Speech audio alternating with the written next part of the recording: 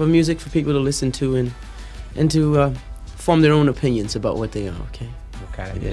The Tavares brothers once ruled the music charts with hits like It Only Takes a Minute and Heaven Must Be Missing an Angel. But behind the fame was a story of struggle and heartbreak. Raised in a hardworking Cape Verdean American family in New Bedford, Massachusetts, the five brothers rose to global stardom. Their big break came during the disco era, especially with their role in the Saturday Night Fever soundtrack. But the disco label trapped them, hiding their real talent in R&B. When disco faded in the early 1980s, so did their fame. In 1984, Ralph Tavares left the group to focus on his family and a stable life. The others kept going but faced health problems, money issues, and fading public interest. Arthur "Pooch" Tavares even suffered a stroke in 2014, putting the group on pause again. They also battled racism, poor management, and felt their Cape Verdean roots were often ignored. What began as a dream turned into a quiet story of sacrifice, resilience, and heartbreak.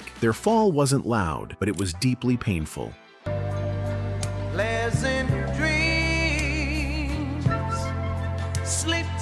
Before the fame and hit songs, the Tavares brothers, Ralph, Arthur, Pooch, Antone, Chubby, Feliciano, Butch, and Perry, Tiny, grew up in a humble Cape Verdean American home in New Bedford, Massachusetts. Music wasn't just something they enjoyed, it was a big part of their family life. They sang at church, at local events, and in their own living room. That's where they built the strong vocal harmonies that would later make them famous.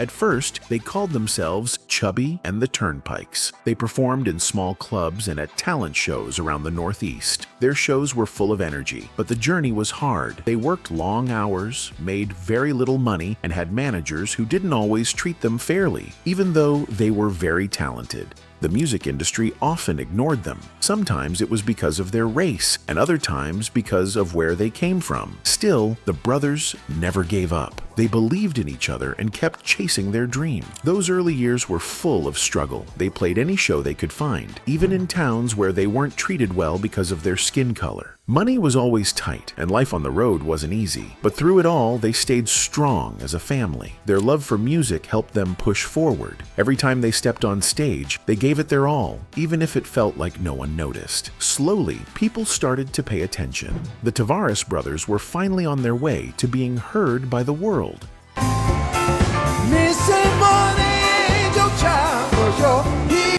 As their fame began to rise, the Tavares brothers found themselves touring extensively across the United States. But their journey to stardom was paved with painful reminders of America's racial divide. Especially in the Jim Crow era South, the brothers were met not with red carpets, but with closed doors. Despite being the headliners, they were often denied entry to hotels, refused service in restaurants, and forced to sleep on their tour bus or in segregated accommodations. They sang to sold-out crowds at night, but by day, they were treated like second-class citizens.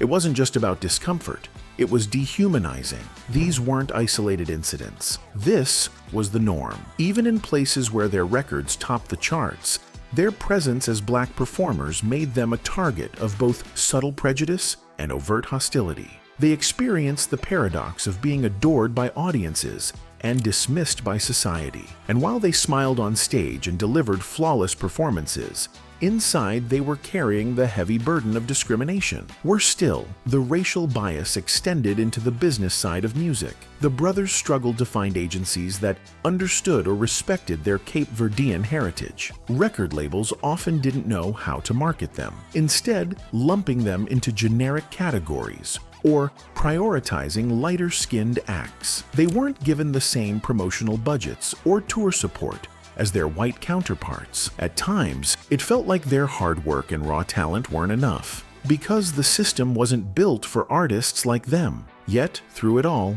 they kept going. They believed in their music and in each other. The discrimination they faced only fueled their determination to break through and earn their rightful place in music history. Disco stardom and the curse that came with it. Tell me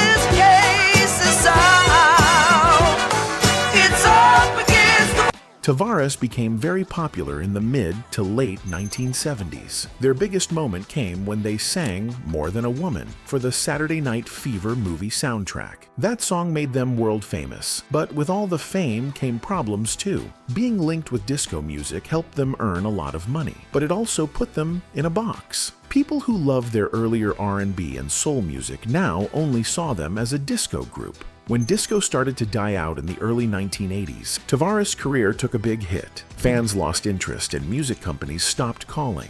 The brothers wanted to go back to the music style they started with, the one that made them special, but by then, the music industry had changed. They were stuck. Disco had made them stars, but it also took away their real musical identity.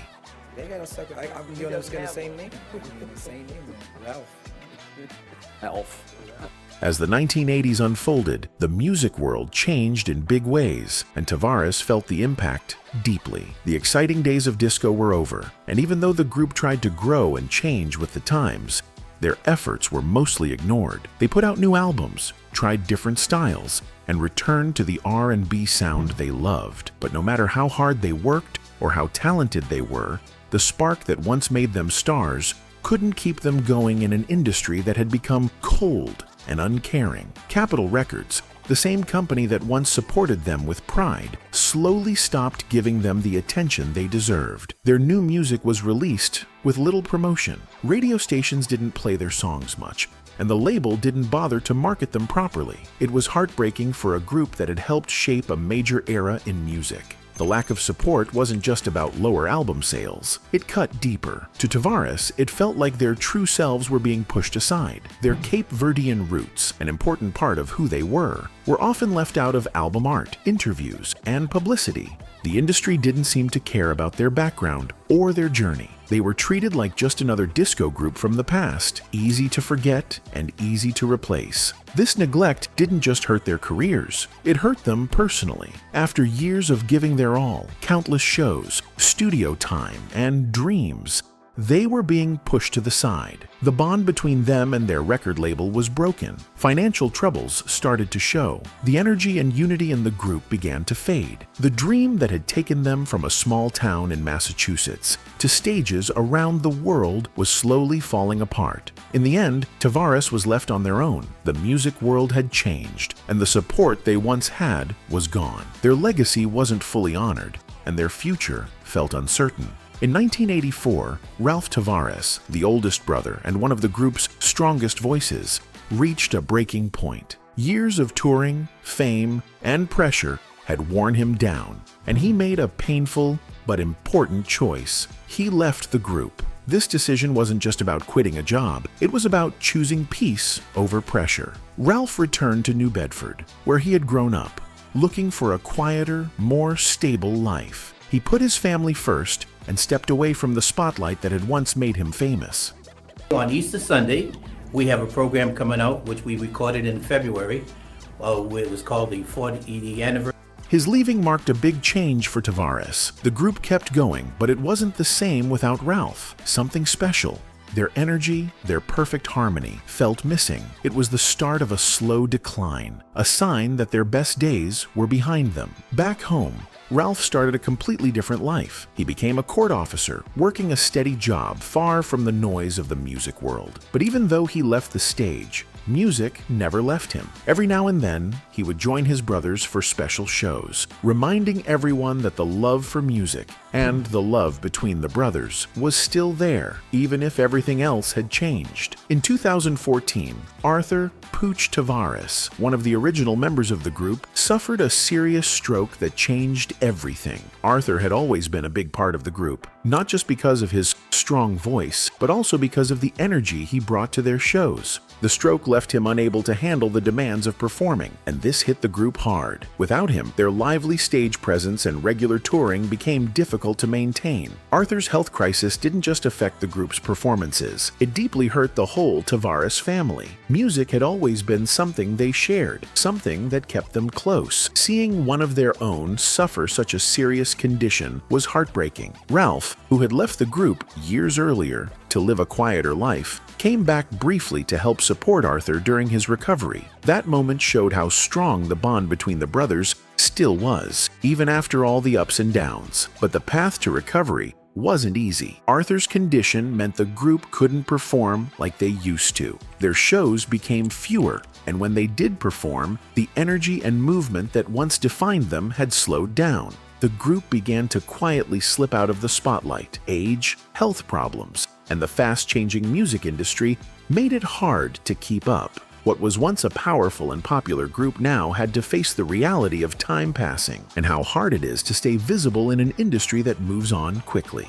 Even though Tavares continued to perform as a group after their big success years, their place in the mainstream slowly faded. They were no longer regulars on the music charts, and the spotlight that once followed them began to dim. Over time, members like Butch and Tiny moved away from the group, choosing to focus on solo careers or leaving the music world altogether to live quieter, more stable lives. The group made efforts to keep the Tavares name alive. They did live shows and released albums featuring their classic hits, hoping to reconnect with their fans. And while there was still love for their music, especially from the loyal Northern Soul community, they couldn't bring back the magic that had once made them stars. Even songs like I Know the Inside Story, which held deep meaning for the group, didn't make it to the charts. This was disappointing for the brothers, who felt that their more emotional, heartfelt songs didn't get the attention they deserved. The shift from being chart toppers to being seen mainly as a nostalgic act wasn't easy. Tavares had made a big impact on music, but the industry kept moving forward, favoring younger artists and new styles. It became harder for the brothers to compete, especially as their soulful R&B sound was rooted in a time that seemed far away from the fast-changing trends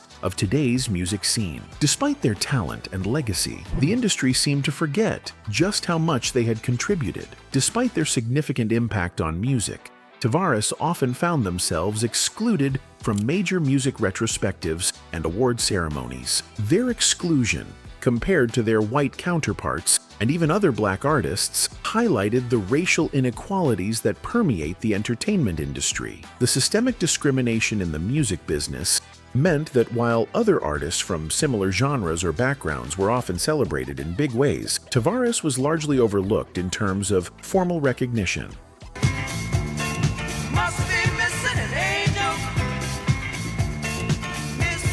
The group's Cape Verdean heritage, their early R&B roots, and the immense sacrifices they made for their career often went unacknowledged. This exclusion was particularly painful for the group, who felt that their contributions were erased from the historical narrative, especially when compared to artists who came from more celebrated backgrounds. The members of Tavares expressed their disappointment years later in interviews, emphasizing that their journey as a black group navigating the music industry had been full of both artistic and personal struggles, and that their lack of recognition was a reflection of the systemic issues in the industry at the time. Ralph Tavares passing in 2021 at the age of 79 was a devastating loss for both his family and the music world. His death came just 2 days before the group was set to be honored at the R&B Music Hall of Fame, making the timing of his passing all the more poignant. Ralph was not only a founding member of Tavares, but also a crucial part of the group's vocal identity. His departure marked the end of an era for the Tavares family and the group itself. His death reminded the world of the fleeting nature of fame and the inevitable passage of time. Ralph's passing symbolized the closing chapter of a significant musical journey that had impacted millions of fans. The group's legacy was forever intertwined with his voice, and his absence left an unfillable void within both his family and the music community at large. Despite the struggles, tragedies, and challenges they faced over the years, the Tavares brothers' legacy is one of immense talent, resilience, and brotherhood. Their contributions to music, particularly within the genres of R&B, soul, and disco, are undeniable. They broke barriers for Cape Verdean representation in mainstream music, helping to showcase the diversity of black artistry and contributing to the rich tapestry of American music. While their commercial success may have waned over the years, their cultural impact remains significant. Their timeless hits, such as Heaven Must Be Missing an Angel and Don't Take Away the Music, continue to echo across generations, reminding us of the power of music to transcend time. Tavares' story serves as a powerful reminder that success is not always permanent, but the impact you make can resonate long after the fame fades. Ultimately, the Tavares brothers' story is one of perseverance, passion, and the unbreakable bond of family. It is a reminder that while fame may be fleeting, the legacy you leave through your artistry and the mark you make on the world endures forever.